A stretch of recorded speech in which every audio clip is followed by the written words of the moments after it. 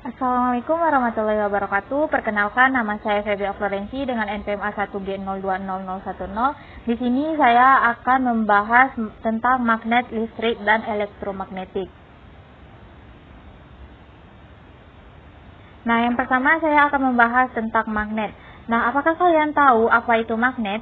Jadi, magnet itu adalah benda yang dapat menarik benda lain dengan gaya. Nah, adapun objek yang yang bisa ditariknya yaitu suatu objek yang mempunyai suatu medan magnet. Kalau tidak memiliki medan magnet, maka tidak dapat ditarik oleh magnet tersebut.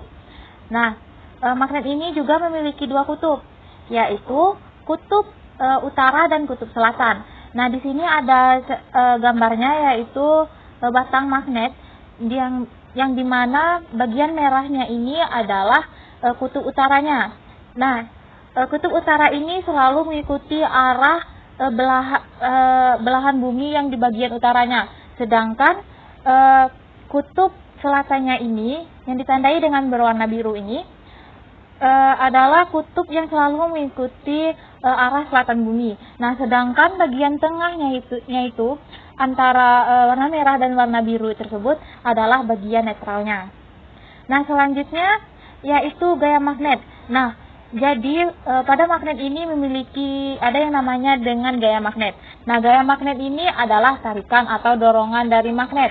Nah, magnet ini akan menarik benda yang memiliki gaya magnetis. Sedangkan benda yang tidak memiliki gaya magnetis ini tidak dapat ditariknya atau sering disebut juga dengan diamagnetik. Selanjutnya saya akan menjelaskan tentang sifat-sifat gaya magnet. Yang pertama yaitu memiliki medan magnet. Jadi, magnet ini memiliki medan magnet. Nah, kekuatan dari gaya magnet ini tidaklah sama karena semakin keluar dari medan magnet, maka gaya magnet ini semakin melemah. Nah, yang kedua yaitu dapat menembus benda. Nah, maksudnya di sini yaitu bahwa gaya yang ditarik oleh benda ini dapat menembus benda yang non-magnetik. Maksudnya benda non-magnetik ini adalah benda yang tidak dapat ditarik oleh magnet. Contohnya seperti tembaga, plastik, kertas, ataupun kayu. Nah, jadi magnet ini dapat menembus benda-benda yang saya sebutkan tadi. Nah, yang ketiga yaitu memiliki gaya tolak dan gaya tarik. Nah, maksudnya yaitu tadi sudah dijelaskan bahwa ada kutub utara dan kutub selatan. Nah, jadi apabila kutub utara dipertemukan dengan kutub utara, maka akan terjadi gaya tolak menolak. Nah, begitupun dengan kutub selatan, bahwa kutub selatan apabila bertemu dengan kutub selatan, maka akan terjadi juga dengan gaya tolak menolak. Nah, namun sedangkan apabila kutub utara dipertemukan dengan kutub selatan, maka akan terjadi gaya tarik menarik. Nah, yang keempat yaitu hanya menarik benda tertentu di sekitarnya. Nah, jadi maksudnya yaitu jadi magnet ini hanya bisa menarik benda yang ada di sekitar medan magnetnya saja. Nah, yang kelima yaitu sifat magnet ini dapat melemah. Nah, kenapa seperti itu? Kenapa sifat kemagnetan ini dapat melemah? Karena memiliki medan magnet dan kekuatan magnet yang tertentu. Jadi kekuatannya itu tertentu saja. Apabila gaya magnet ini keluar dari medan magnet, maka itu akan semakin melemah. Namun apabila didekatkan dengan medan magnet, maka akan semakin kuat gaya tariknya. Nah, selanjutnya ada juga disebut dengan medan magnet. Nah, jadi medan magnet itu adalah daerah sekitar magnet yang memiliki gaya magnet. Nah, di sini ada dikatakan dengan batang magnet, yaitu kutub yang dimana sebelah kirinya ini adalah kutub utaranya dan sebelah kanannya itu adalah kutub selatannya. Nah, dapat kita lihat tanda panahnya. Nah, yang selatan ini panahnya keluar dan yang utara ini panahnya juga keluar. Nah, maka di sini akan terjadi terbentuk medan magnet. Nah, medan magnetnya itu yang sekitarnya itu, yang ada garis-garisnya itu. Nah, garisnya ini disebut dengan garis Fluke imajiner. Nah, selanjutnya saya akan menjelaskan bahwa ada dua jenis magnet berdasarkan bagaimana medan magnet itu tercipta. Nah, yang pertama yaitu magnet permanen. Nah, jadi magnet permanen ini dihasilkan oleh alam atau dapat dibentuk dengan ferromagnetik. Nah, yang kedua yaitu elektromagnet. Jadi elektromagnet ini tercipta karena adanya arus listrik yang mengalir. Nah, apabila semakin besar arus listrik ini diberikan, maka semakin besar pula medan magnet yang dihasilkan. Nah, selanjutnya kita akan membahas bentuk medan magnet. Nah, yang pertama yaitu pada kawat lurus. Nah, pada kawat lurus ini medan magnet akan berbentuk lingkaran konsentris. Nah, saya akan mencontohkannya yaitu dengan menggunakan jari-jari saya. Nah, anggap saja jari-jari ini adalah kawat yang kita kelilingi tadi. Nah, hal ini menunjukkan bahwa arah medan magnet ini tegak lurus dan searah dengan ibu jari kanan kita yang kita tekuk. Dan ibu jari ini menunjukkan bahwa arah arus listriknya itu tegak. Nah, jadi ibu jari kita ini menunjukkan arah arusnya. Nah, selanjutnya yaitu pada kawat yang berbentuk loop. Nah, dapat kita lihat di sini. Nah, pada kawat yang berbentuk loop ini dapat kita lihat yang di sini adalah kawatnya. Jadi pada kawat yang berbentuk loop ini bertitik tumpu pada bagian tengah dari kawat tersebut. Nah, dapat kita lihat di sini bahwa medan magnetnya itu terletak pada bagian tengahnya. Nah, selanjutnya yaitu yang ketiga yaitu pada magnet batang. Nah, di sini dapat kita lihat ada kawat yang dialiri arus listrik. Dapat kita lihat bahwa arah utaranya itu menuju ke arah selatannya, maka terbentuklah medan magnetnya. Nah, medan magnetnya yaitu garis-garis Fluke imajiner yang bagian kanan dan kirinya itu. Nah, sedangkan pada solenoid ini, nah di sini ada besi dan ada juga kawat yang berbentuk loop tadi. Nah, jadi kawat loop ini dililitkan pada inti besi, maka terbentuklah medan magnetnya. Nah, medan magnetnya itu bagian atas dan bagian bawahnya. Itu adalah medan magnet pada bentuk solenoid. Yang kelima yaitu pada bumi. Jadi pada bumi ini medan magnetnya itu sama dengan medan magnet yang ada pada loop.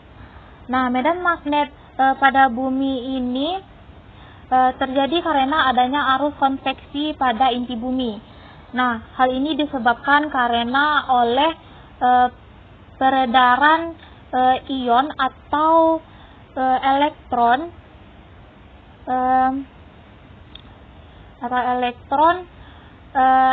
yang ada pada besi cair inti bumi. Nah, selanjutnya saya akan menjelaskan tentang listrik. Nah, listrik ini terbagi menjadi dua, yaitu listrik statis dan listrik dinamis. Yang mana listrik statis itu adalah cabang ilmu fisika yang mempelajari tentang muatan-muatan listrik yang diam.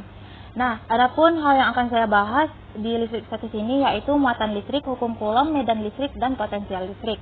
Nah, pertama saya akan menjelaskan tentang muatan listrik. Nah, muatan listrik ini merupakan penyusun listriknya. Nah, yang mana ada muatan proton dan elektron. Muatan proton ini sebagai listrik statisnya, sedangkan muatan elektronnya itu sebagai listrik negatifnya. Sedangkan neutron ini adalah netralnya. Nah, yang kedua yaitu hukum Coulomb. Nah, hukum Coulomb ini adalah interaksi medan listrik.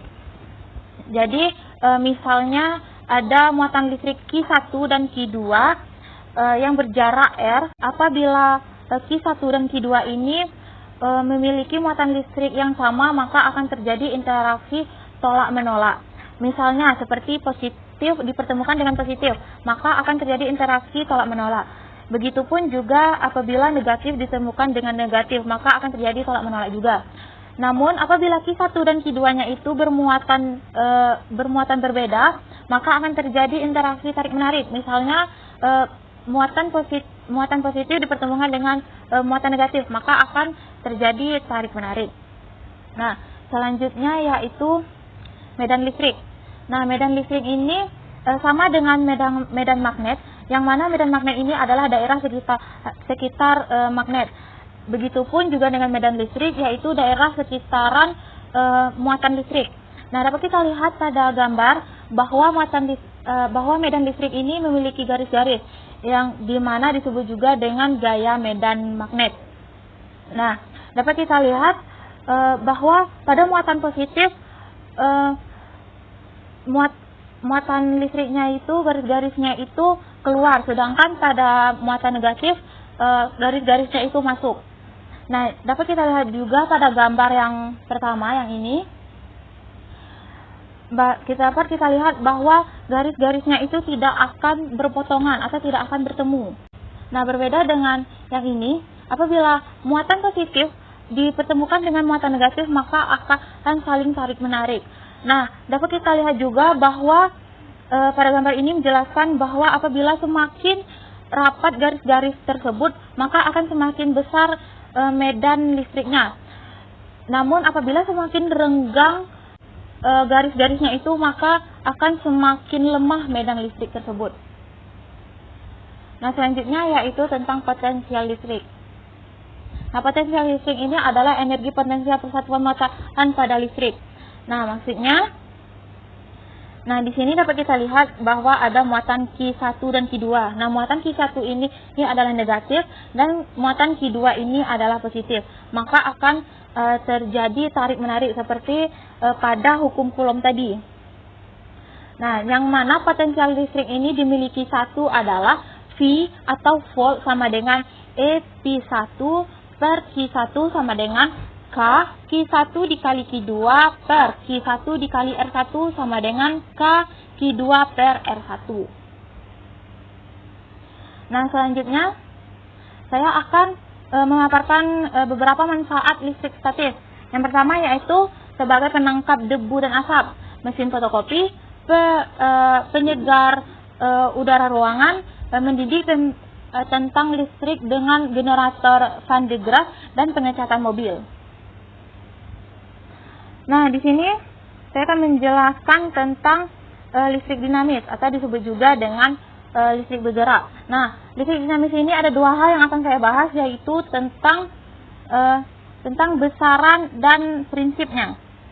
Nah, pada besarannya ini ada tiga hal yang akan saya bahas, yaitu tentang arus listrik, tegangan, dan hambatannya. Nah, pada arus listrik ini merupakan aliran muatan listriknya.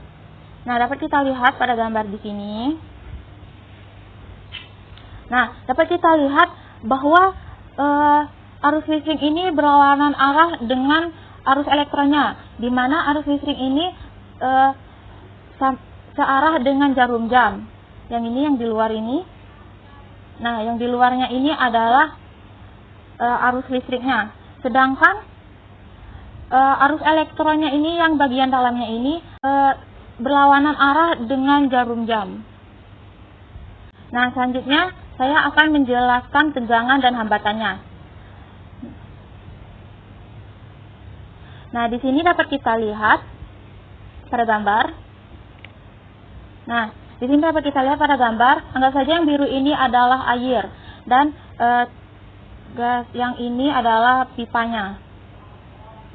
Dan yang antara tengah-tengahnya itu yang berwarna hitam itu adalah hambatannya atau resistansinya. Nah, apabila semakin besar perbedaan ketinggian air, maka akan semakin besar pula keinginan air ini untuk mengalir ke wadah yang sebelahnya itu. Nah, dalam kelistrikan itulah yang disebut dengan tegangan.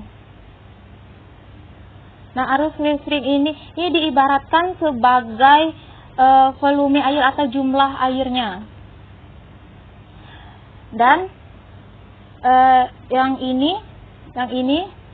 yang warna hitam ini diibaratkan sebagai resistansinya atau hambatan yang akan dilalui oleh air selama menuju ke wadah selanjutnya. Nah, apabila semakin besar pipa ini, maka akan semakin kecil hambatan yang akan dilalui oleh air tersebut. Begitupun juga sebaliknya. Nah, selanjutnya saya akan menjelaskan tentang prinsipnya, yaitu hukum satu Kirchhoff dan hukum Ohm. Nah, pada hukum satu Kirchhoff ini adalah hukum pada rangkaian bercabang. Nah, dapat kita lihat di sini. Nah, di sini menjelaskan bahwa jumlah arus listrik yang menuju titik hambatannya ini sama dengan jumlah arus listrik yang akan meninggalkan titik hambatannya. Nah, selanjutnya saya akan menjelaskan tentang hukum Ohm. Nah, hukum Ohm ini adalah garis lurus yang dipakai untuk mengukur arus.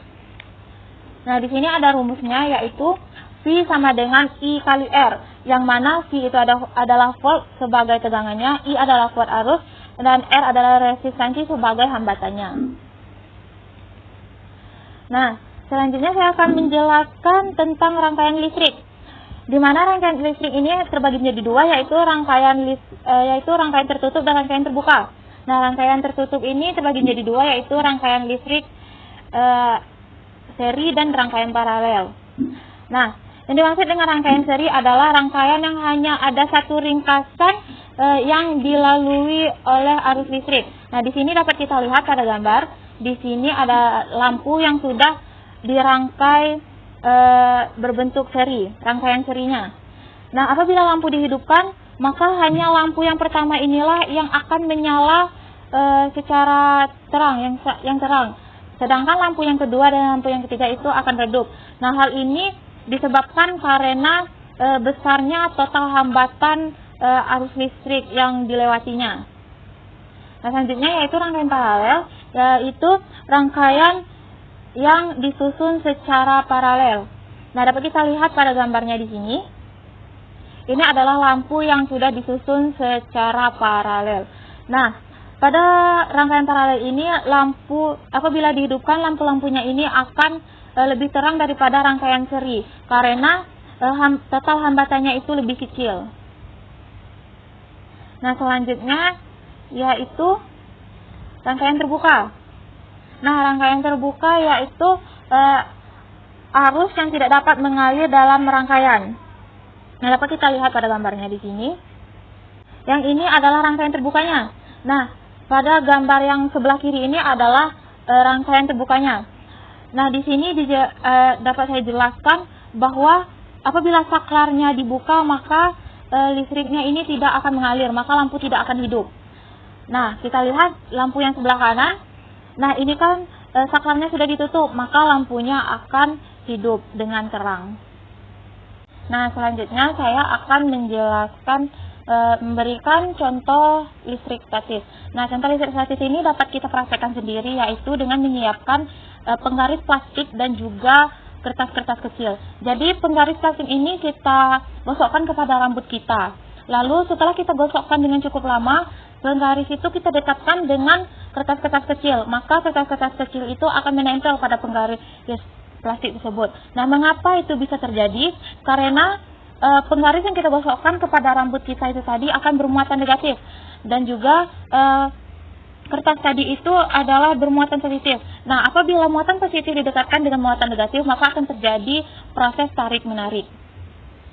Nah, selanjutnya saya akan menjelaskan tentang elektromagnetik. Nah, pertama saya akan menjelaskan tentang konsep hubungan magnet dan listrik. Yang pertama yaitu arus listrik dapat menghasilkan atau menginduksikan medan magnet, atau sering dikenal juga dengan gejala induksi magnet. Nah, di sini dapat kita lihat bahwa ada inti besi yang dililitkan dengan kawat. Nah, di sini saya akan mencontohkannya. Anggap saja ini adalah inti besinya. Lalu kita lilit jari-jari ini sebagai lilitan kawatnya. Nah, di sini dapat kita lihat bahwa lilitan kawatnya itu masuk ke dalam. Jadi, arah medan magnetnya itu juga ke dalam. Dan ibu jari kita ini sebagai penentu arah kutub utaranya. Namun, jika lilitan kawatnya itu keluar, maka lilitan kawatnya ini keluar, maka arah medan magnetnya itu juga keluar. Dan juga ibu jari kita ini sebagai penentu kutub utaranya. Lalu jadi kutub utaranya itu di sebelah sini. Nah, di sini ada juga di sumber tegangannya itu, tanda panah yang ada di sumber tegangannya itu, di sini kan ada garis panjang dan garis pendeknya. Nah, garis panjangnya ini sebagai muatan positifnya dan garis pendeknya ini sebagai muatan negatifnya. Selanjutnya saya akan menjelaskan yang kedua, yaitu medan magnet yang berubah-ubah dapat menghasilkan medan listrik dalam bentuk arus listrik.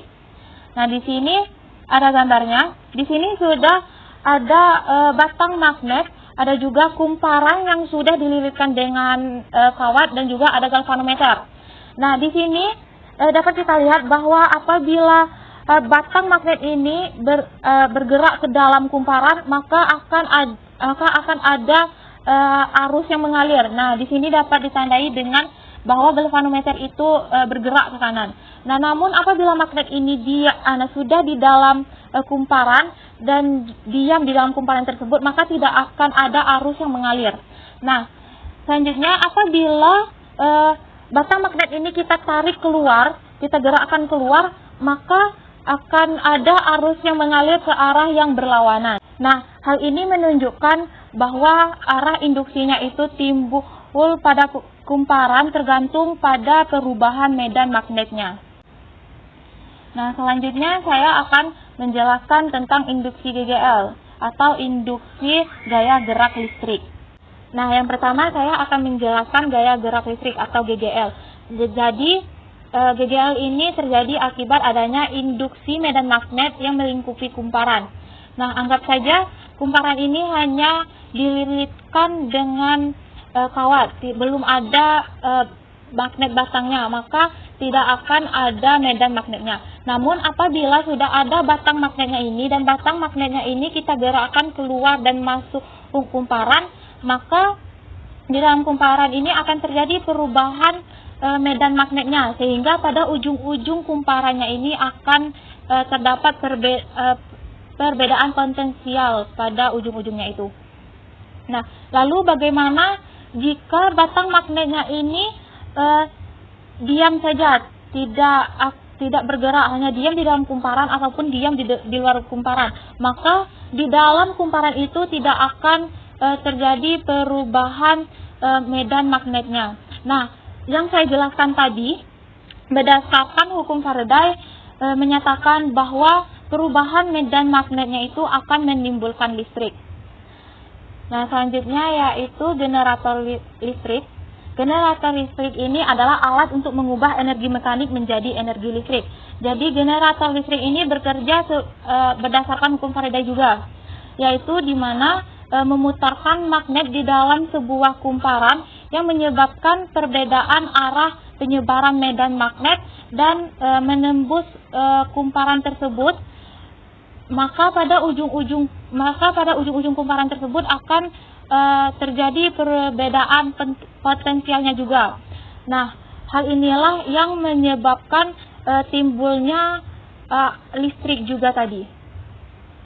Nah, selanjutnya saya akan menjelaskan listrik AC dan DC-nya terlebih dahulu. Nah, listrik AC ini adalah alternating current atau arus listrik yang selalu berubah-ubah atau dapat bolak-balik. Nah, arus listrik pada AC ini dapat membawa energi lebih banyak dan juga dapat membawa lebih jauh. Hal ini disebabkan karena magnet di setiap kawatnya itu selalu berubah-ubah. Nah, berbeda dengan DC atau direct current ini, arus listriknya ini tidak dapat membawa energi lebih jauh. Hal ini disebabkan karena magnet pada setiap kawatnya itu bergerak secara stabil. Nah, listrik DC ini biasanya digunakan pada benda elektronik seperti komputer, laptop, radio, ataupun TV. Nah, sedangkan pada listrik AC ini dapat kita temui pada generator arus bolak-balik. Nah, selanjutnya saya akan menjelaskan motor listrik. Motor listrik ini adalah alat untuk mengubah energi listrik menjadi energi mekanik. Nah, motor listrik ini terbagi menjadi dua, yaitu motor listrik AC dan motor listrik DC. Nah, pertama saya akan menjelaskan motor listrik AC terlebih dahulu. Jadi, motor listrik AC ini adalah alat yang digunakan untuk mengubah arus bolak-balik menjadi energi gerak atau energi mekanik, dapat berupa putaran pada rotor. Nah, dalam motor AC ini, medan magnetnya ini dihasilkan oleh elektron magnet yang didukung oleh tegangan AC yang sama dengan kumparan motornya. Nah, selanjutnya saya akan menjelaskan tentang motor listrik DC. Jadi, motor listrik DC ini cara kerjanya untuk mengubah energi, yaitu dengan cara mengambil daya listrik dengan menggunakan arus searah yang nantinya akan menjadi rotasi mekanis. Nah, di dalam motor DC ini ada komponen dinamo dan komponen komutator. Nah, komponen dinamo ini akan dihubungkan dengan alat penggeraknya, nantinya akan menggerakkan beban. Nah, bila arus ini masuk ke dalam dinamo, maka arus ini akan menjadi elektromagnet. Nah, selanjutnya yaitu komutator. Nah, komutator ini di dalam motor listrik DC ini digunakan untuk membalikan arus yang ada di dalam dinamo. Dan juga komutator ini juga membantu motor DC untuk mentransmisikan antara dinamo dan juga sumber daya. Nah, mungkin hanya itu saja yang dapat saya sampaikan. Wabillahi taufiq wal hidayah. Wassalamualaikum warahmatullahi wabarakatuh.